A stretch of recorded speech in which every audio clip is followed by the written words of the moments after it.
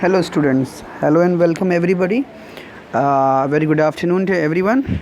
So today I'm Abhishek Tiwari, welcoming everybody here, and I'm going to present you the very next video, the third video of your chapter 4 of your geography, which is the climate. So let's start it now students, और देखते हैं कि आज के lecture हम लोग क्या पढ़ेंगे। लास्ट डे हम लोगों ने एक ब्रीफ स्टडी किया था क्लाइमेट को कंट्रोल करने वाले फैक्टर्स की। आज हम उन्हीं क्लाइमेटिक फैक्टर जो कंट्रोल करने वाले फैक्टर्स होते हैं उनका हम आज एक डिटेल स्टडी करेंगे। Okay, all right. तो टाइम ज़्यादा न गंवाते हुए आगे बढ़ते हैं और इस लेक्चर को अच्छे से जो है समझते हैं। तो पूरा वीडियो आप देखिएगा, तभी आपको ये समझ में आएगा।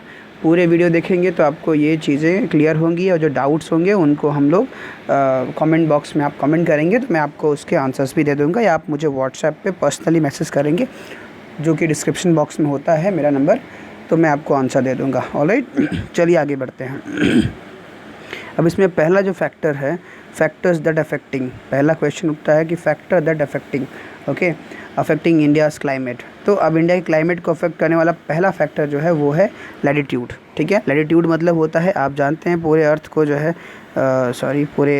जो है इस तरीके से अगर आप देखें तो आप पूरे अर्थ को ऐसे ग्लोब्स में बांटते हैं, मतलब कि ये लैटिट्यूड्स कहलाते हैं।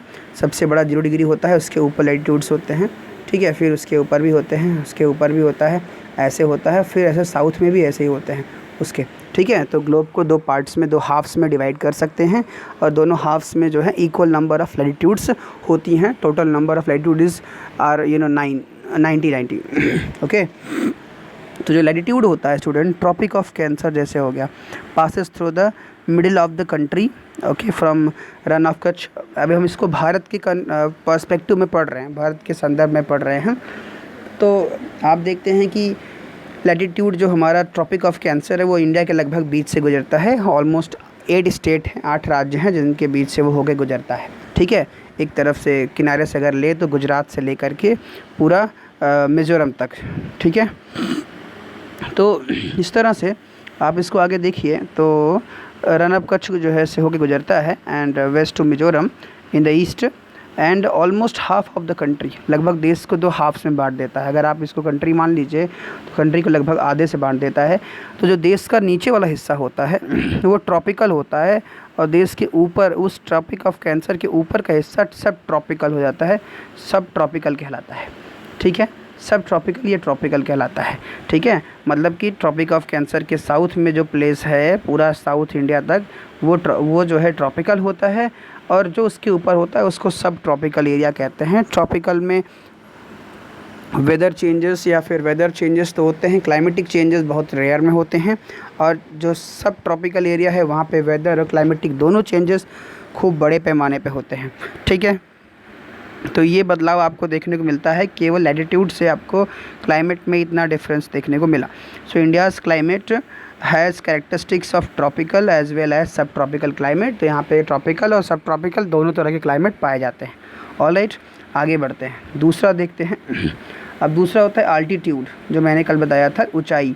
ठीक है, जैसे जैसे आप ऊपर जाते हैं, आप ऊंचाई पे जाने के साथ साथ आपको क्या होता है कि आप देखते हैं कि 2 चीज़ें होती हैं। ऊंचाई पे जाने के साथ 2 चीज़ें होती हैं। एक होता है कि आपकी ऊपर जाने पे प्रेशर घटने लगता है, एयर प्रेशर घटने लगता है, और दूसरी चीज़ होती है कि टेम्परेचर घटने लगता है। तो एयर प्रेशर और टेम्परेचर 2 चीज़ें होती हैं जो कॉन्सिक्वेंटली जो है उसके साथ साथ ही घटता है। ठीक है, तो आप जब ऊपर जाएंगे तो ये चीज़ें आपको देखने को मिलती है। तो हाइट, अगर आप 6000 मीटर की हाइट पे होते हैं तो आप देखते हैं इंडिया में हाईएस्ट माउंटेन्स जो हैं, चाहे वो कंचनजंगा की बात कर लें, चाहे हम बात कर लें K2 गार्डविन ऑस्टिन की, चाहे हम नंदा देवी की बात कर लें, नंगा पर्वत की बात कर लें, माउंट एवरेस्ट की बात कर लें। ठीक है, जितने भी पर्वत हैं ये सब माउंटेन्स जो हैं सभी के सभी जो हैं 6000 फीट के ऊपर, 6000 मीटर की हाइट पे हैं, उससे ऊपर हैं। और यहाँ पे पूरा ऊपर जो है एकदम बर्फ़ जमा रहता है, पूरा स्नो जमा होता है, जिसको हम ग्लेशियर कहते हैं। ठीक है, मैक्सिमम एलिवेशन जो है अगर हम देखें कोस्टल एरियाज़ में क्या होता है कि जहाँ मैक्सिमम एलिवेशन 30 मीटर के आसपास होता है। और Himalayas prevent the cold winds from central Asia, ठंडी हवाएं बह के आती हैं उधर से ना। तो जो हमारा आल्टीट्यूड होता है वो हमारे लिए कई तरह से अच्छा होता है। जैसे आप देखिए कि हिमालय के नॉर्थ से, चाइना से, मंगोलिया से ठंडी हवाएं, खूब जो बर्फ़ जमा देने वाली हवाएं जो हैं वो चली आती हैं, लेकिन हिमालय होने की वजह से, हिमालय की हाइट होने की वजह से वो हिमालय को पार नहीं कर पाती हैं और हमारे यहाँ जो है वो गर्मी, ठंडी, बरसात सब पड़ता है इसी वजह से, ठीक है ना। तो ये एक काम करता है। इसी तरीके से जब मानसून इंडिया में प्रवेश करता है तो इंडिया में मानसून प्रवेश करने के बाद जो कोस्टल एरियाज़ हैं, कोस्टल एरियाज़ में तो बारिश होती हैं ना, लेकिन उससे ऊपर एलिवेशंस जो है ज़्यादा होने की वजह से मानसून उसके ऊपर से निकल जाता है, नीचे वाले एरियाज़ में बारिश नहीं हो पाती है, ठीक है। तो जो बारिश नहीं हो पाती तो इससे जो है यहाँ पे लीवार्ड साइड कहते हैं, यहाँ पे बारिश नहीं होती है। तो ये हाइट की वजह से ही होता है। तो हाइट भी, अल्टीट्यूड भी हमारे क्लाइमेट को प्रभावित करता है। It is because the mountains, ठीक है ना। इसी तरीके से चेरापूंजी और मौसिनराम, मेघालय की जो हिल्स हैं, वहाँ भी ऊंचाई होने की वजह से मानसून से वहाँ बारिश हो जाती है टकरा करके। लेकिन उस मेघालय माउंटेन्स, पहाड़ी के उस पार अगर आप देखें ना, जिसमें बेसिकली लद्दाख, अरुणाचल प्रदेश वगैरह का जो एरिया है, आसाम का कुछ एरिया, वहाँ बारिशें नहीं होती है, ठीक है। तो ये सब होता है। आगे बात करते हैं प्रेशर एंड विंड्स की, ठीक है। अल्टीट्यूड भी हो गया, क्या क्या कैसे प्रभावित करते हैं मैं आपको वही बता रहा हूँ, ठीक है। आगे हम बात करते हैं प्रेशर एंड विंड्स की, ठीक है। तो climate and associated weather conditions in India are governed by the following atmospheric conditions. जो हमारे क्लाइमेट होता है और एसोसिएटेड वेदर कंडीशंस जो हैं इंडिया में, ठीक है, वो गवर्न होती हैं एटमॉस्फेरिक कंडीशंस के द्वारा, ठीक है। एटमॉस्फेरिक कंडीशंस क्या होती है? प्रेशर एंड सरफेस विंड्स, पहली चीज़ होती है प्रेशर एंड सरफेस विंड्स। फिर अपर एयर सर्कुलेशंस होते हैं और western cyclonic disturbances and tropical cyclones होते हैं। इतने तरह की प्रेशर और विंड्स होती हैं, मतलब प्रेशर की वजह से इतनी तरह की विंड्स हमारे क्लाइमेट को प्रभावित करती हैं। प्रेशर एंड सरफेस विंड्स की हम बात करते हैं। सरफेस विंड्स जिसको हम धरातली पवनें कहते हैं, जो सरफेस पे चलती हैं, ठीक है, जिसकी वजह से हमारे देश में मानसून होता है, उसको ट्रेड विंड कहते हैं, ठीक है। ट्रेड विंड होती है, व्यापारिक पवनें कहते हैं, उसकी वजह से हमारे देश में मानसून आता है। तो ये सब जो है एक हो गया जो हमारी लाकर मानसून हमारे यहाँ पे गर्मी भगाता है, हमें बारिश देता है। वहीं दूसरी ओर अपर एयर सर्कुलेशन से ऊपर की ओर हवा का सर्कुलेशन, जिसमें जेट स्ट्रीम आती है, ठीक है। अपर एयर सर्कुलेशन में जेट स्ट्रीम आती है। आप जानते हैं जेट स्ट्रीम जो है वो लगभग कुल मिलाकर के 15 किलोमीटर की हाइट के आसपास जो है 12 से 15 किलोमीटर की हाइट पे बहने वाली तेज़ रफ्तार जो है हवाएं होती हैं, जेट स्ट्रीम कहता है, अपर एयर सर्कुलेशन कहते हैं। तो ये जो हैं, जब ये हम मानसून के समय में जब इनकी बेल्ट हमारे देश के ऊपर से खिसकती है तभी हमारे देश में मानसून आता है। तो ये चीज़ें जो हैं इसमें होती हैं। फिर उसके बाद हम बात करते हैं वेस्टर्न साइक्लोनिक डिस्टर्बेंसेस की बात करें या ट्रॉपिकल साइक्लोन्स की बात करें। आप आए दिन तमाम ऐसे तूफ़ानों के नाम सुनते हैं, जैसे आप सुनते हैं अभी हाल ही में निसर्ग आया था, ठीक है, निसर्ग एक तूफ़ान आया था। तो ये जो निसर्ग तूफ़ान आया था, ये जो तूफ़ान थे, इसके अलावा तमाम ऐसे जो तूफ़ान आ चुका, नीलम, नीलोफर ना, और रेगुलर जो तूफ़ान आते हैं, हरिकेन, टॉर्नेडो, और इसके अलावा जो है विलीज़, ठीक है। ये जो तमाम तूफ़ान हैं, ये तूफ़ान जो होते हैं ना, इनका जो अपना एक रूटीन रास्ता होता है, ये ट्रॉपिकल साइक्लोन्स कहलाते हैं। वेस्टर्न साइक्लोनिक डिस्टर्बेंसेस क्या होते हैं? जब आप कभी फरवरी के महीने में बारिश देखते हैं तो फरवरी में ना तो कोई मानसून होता है, ना तो कोई रिटर्निंग मानसून होता है। तो फरवरी के महीने में जो बारिश होती है वेस्टर्न साइक्लोनिक डिस्टर्बेंस की वजह से होता है। तो हमारे देश में प्रेशर एंड विंड्स का बहुत बड़ा योगदान होता है। आप देखते हैं जहाँ बहुत गर्मी पड़ती है वहाँ क्या होता है, जैसे जहाँ गर्मी ज़्यादा पड़ती है वहाँ लो प्रेशर बन जाता है, ठीक है, और जहाँ पे गर्मी कम होती है वहाँ हाई प्रेशर होता है। तो लो प्रेशर हाई हवाएं क्या होती हैं, वो हमेशा हाई से लो प्रेशर की ओर चलती हैं। तो इसीलिए जब आप देखते हैं आपकी तरफ बहुत गर्मी होती है तो बादल आपकी तरफ आ जाते हैं। मौसम जब मानसून होता है तो बादल आपकी तरफ आते हैं और बारिश कर जाते हैं, ठीक है। तो ये इसी कारण से होता है। तो इसलिए हमारे मानसून को प्रेशर एंड विंड्स भी प्रभावित करते हैं। होप आपको ये समझ में आ गया होगा, ठीक है। और ये प्रेशर और विंड्स ही, एक और चीज़ मैं बता के चलता हूँ आपको यहाँ पे मैंने आपको लास्ट इसके लिए कहा था कि आपको मैं आंसर बताऊंगा कि जब इंडिया में आप देखते हैं कि जो वेस्टर्न पार्ट है भारत का, जहाँ पे थार का डेज़र्ट है, रेगिस्तान है, ठीक है, राजस्थान और कुछ बात गुजरात और पंजाब का ले करके, तो उन क्षेत्रों में बारिश कम क्यों होती है? क्योंकि इसी प्रेशर और सरफेस विंड्स की ना पहुँचने की वजह से क्या होता है कि एक ऐसी कंडीशन बन जाती है कि दोनों तरफ से मानसून, चाहे वो बंगाल की खाड़ी का मानसून हो, चाहे वो इंडियन ओशन का मानसून हो, अरब सागर का मानसून हो, ये दोनों ही मानसून जो हैं वहाँ पे पहुँचते पहुँचते एकदम ख़त्म हो जाते हैं। वहाँ प्रेशर इतनी ज़्यादा होता है कि इसकी वजह से वहाँ बारिश नहीं हो पाती है। तो ये सब कारण है जिसकी वजह से वहाँ डिज़र्ट बना हुआ है। ऑलराइट, आगे बढ़ते हैं स्टूडेंट्स और देखते हैं इसके आगे वाला पार्ट। ठीक है, ये आपको शायद, मुझे लगता है आपने समझ लिया होगा इस चीज़ को। तो इस तरह से ये चीज़ें वर्क करती हैं। ठीक है, प्रेशर एंड विंड्स को आप अच्छे तरीके से समझ लीजिए, इसमें बहुत सी चीज़ें हैं बताने को। ठीक है, बाय द वे ये मोटा मोटा मैंने आपको बता दिया। ठीक है, साउथ वेस्ट जो जैसे यहाँ दिया है कि they blow southwards and get deflected to the right due to Coriolis force की ओर से डिफ्लेक्ट हो जाती हैं हवाएं प्रेशर की वजह से, and move towards the equatorial low pressure areas, और इक्वेटोरियल लो प्रेशर एरियाज़ की ओर से बहने लगती हैं। Generally the winds carry little moisture as they originate and blow over land. Okay, therefore they bring little और नो रेन। ये हम बात कर रहे हैं हम लोग यहाँ पे बात कर रहे थे अभी, जो वो है अल नीनो के बारे में। ठीक है, कि अल नीनो से ऐसे जो है इन्वायरमेंट में ये चीज़ें बन जाती हैं, वो अल नीनो की वजह से होता है। ठीक है, सो अब बात यहाँ पे आती है कोरियोलिस फोर्स की। ठीक है, ये देखो जेट स्ट्रीम के बारे में भी दिया गया है। सारी चीज़ जो मैंने आपको बताई वो सब इसमें है, आप उसको पूरा पढ़ लेंगे, लेकिन आपको वो डिटेल मिल जाएंगे। अब बात आती है कोरियोलिस फोर्स क्या होता है। आपने साइंस में शायद पढ़ा होगा, नहीं पढ़ा है तो देख लीजिए। एन अपरेंट फोर्स, एक स्पष्ट बल होता है, caused by the earth rotation, earth के रोटेशन की वजह से लगता है अर्थ पे। Coriolis force is responsible for deflecting winds, हवाओं को डिफ्लेक्ट करने का इसका कारण होता है, towards the right in the northern hemisphere, ना नॉर्थ हेमिस्फीयर में हवाओं को क्या करते हैं, ये विंड्स को मोड़ देते हैं, डिफ्लेक्ट कर देते हैं towards the right in the northern hemisphere, उत्तरी अर्ध गोलार्ध में जो है ये हवाओं को मोड़ देते हैं, डिफ्लेक्ट कर देते हैं राइट की तरफ, and toward the left in the southern hemisphere, और दक्षिणी गोलार्ध में हवाओं को लेफ़्ट साइड में मोड़ देते हैं। ठीक है, तो हवाएं राइट साइड में मुड़ जाती हैं, एंटी क्लॉकवाइज होती हैं नॉर्थ में, और क्लॉकवाइज हो जाती हैं साउथ में। ठीक है, तो ये किसकी वजह से होता है? इस कोरियोलिस फोर्स की वजह से होता है। इसी को जो है फेरेल्स लॉ भी कहा जाता है, ये तो आपने डेफिनेटली पढ़ा होगा।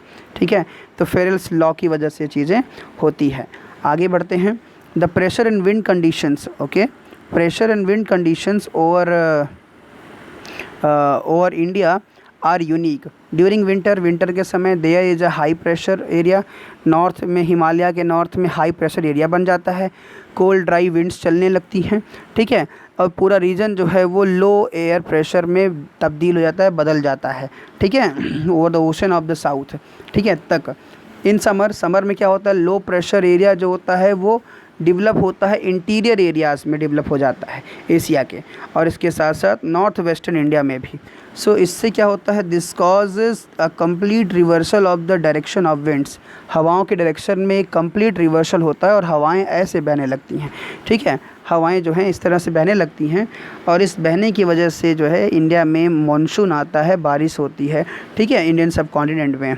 सो these are known as south west monsoon winds, इसीलिए इनको साउथ वेस्ट, ये साउथ और वेस्ट की ओर से होती है, इसलिए साउथ वेस्ट इंडियन मानसून कहा जाता है। So these winds blow over the warm oceans, gather moisture and bring wide spread rainfall over the mainland of India. ठीक है, तो मानसून जो है वो हवा तेज़ चलती हैं, वार्म ओशंस की ओर से अपने साथ वार्म ओशन से मॉइस्चर लेकर के आते हैं और तेज़ बारिश जो है कर जाते हैं। ठीक है, the upper air circulation in this region dominated by a westerly flow, जो अपर एयर सर्कुलेशन की मैं बात कर रहा था ना, important component of this flow is the jet stream. इस क्षेत्र के जो इंपॉर्टेंट कंपोनेंट होता है वो जेट स्ट्रीम होता है। These jet streams are located approximately over 27 to 30 north latitude. ये जो स्ट्रीम जेट स्ट्रीम होता है, इसकी लोकेशन 27 से 30 नॉर्थ लैटिट्यूड्स के आसपास होता है। Therefore they are known as सब ट्रॉपिकल वेस्टर्ली जेट स्ट्रीम, इसीलिए इसको सब ट्रॉपिकल वेस्टर्ली जेट स्ट्रीम कहा जाता है। Okay, so over India, so these jet streams blow south. ये जेट स्ट्रीम्स क्या होती हैं, ये साउथ की ओर मुड़ जाती हैं, और साउथ की ओर मुड़ने से हिमालय के साउथ की ओर all through the year except in summers को छोड़ करके बाकी समय ये साउथ में रहती हैं।